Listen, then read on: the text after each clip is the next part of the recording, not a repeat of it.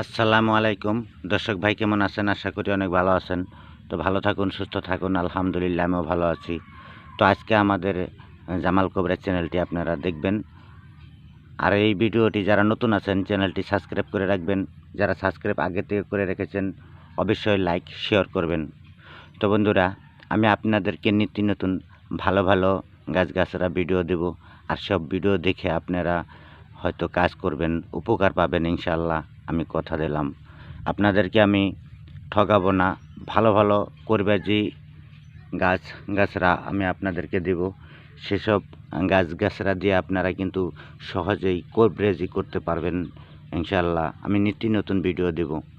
তবে আপনারা যে ভিডিওগুলো দেখেন, আমি গাছগাছরা যে দিয়ে থাকি, আমি সব জেনে শুনেই দেই। যেগুলো আমি গাছ চিনি জানি সেগুলো গাছই দেই। আমি কিন্তু অনুমানিক গাছ দেব না।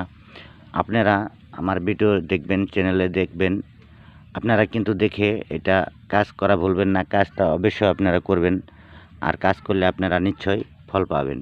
তো আমি আজকে আপনাদেরকে দেখাবো ধানকুনি নামে যে গাছটি, সেই গাছ দিয়ে কীভাবে কাজ করা যায় সেই গাছটি আপনাদেরকে দেখাবো। দেখেন আমার সামনে ধানকুনি গাছ আছে।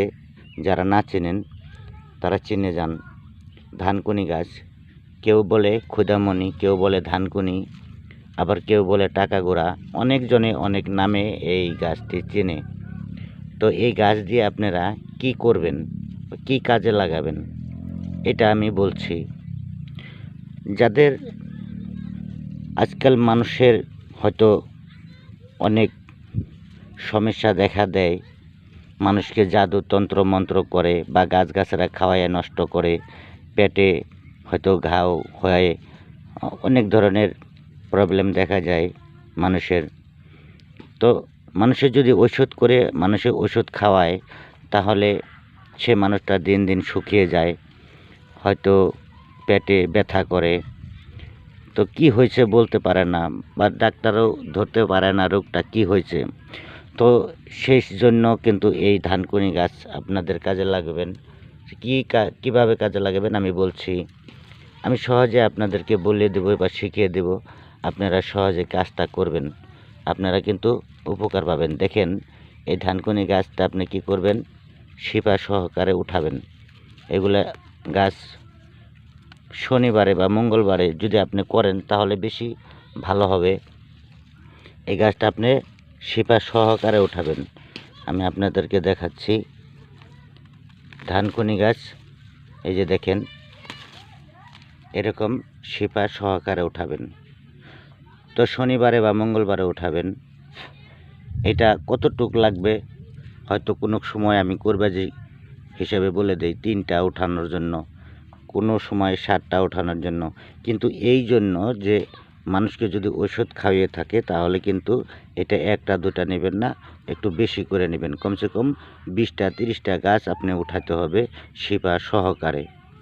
আর কি করবেন, এই গাছটি নিয়ে ভালো করে পানিতে ধুয়ে নেবেন, সাফা করে নেবেন।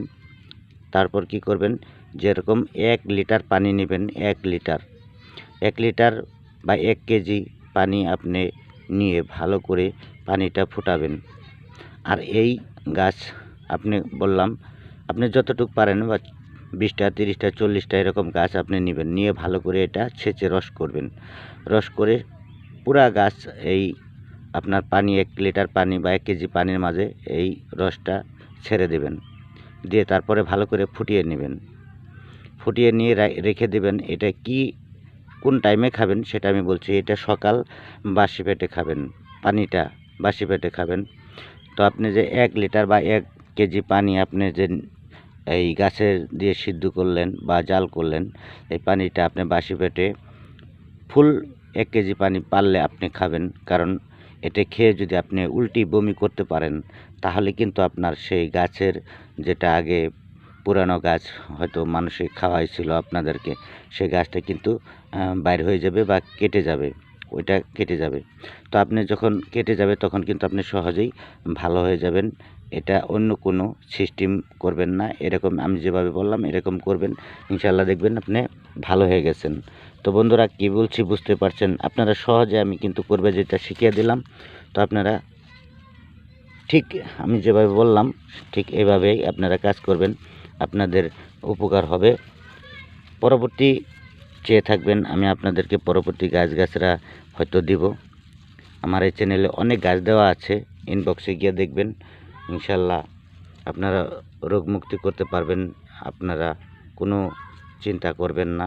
যারা এই চ্যানেল দেখছেন তারা অবশ্যই চ্যানেলটা ফলো করে রাখবেন। আর প্রতিদিন রাত্রে সকালে যে কোনো সময় টাইম পান এই ভিডিওগুলো দেখবেন।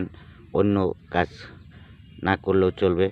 রাত্রে কোনো কাজ থাকে না, যখন আপনি অন্য রকমের ফেসবুকে টাইম পাস করেন, তো ওই সময় কিন্তু এই ভিডিওগুলো দেখবেন, আপনাদের সহজে কাজ হবে ইনশাল্লাহ। তো বন্ধুরা বুঝতে পারছেন, আজকের মতো ভিডিও এই পর্যন্ত। দেখা করব পরবর্তী সময়।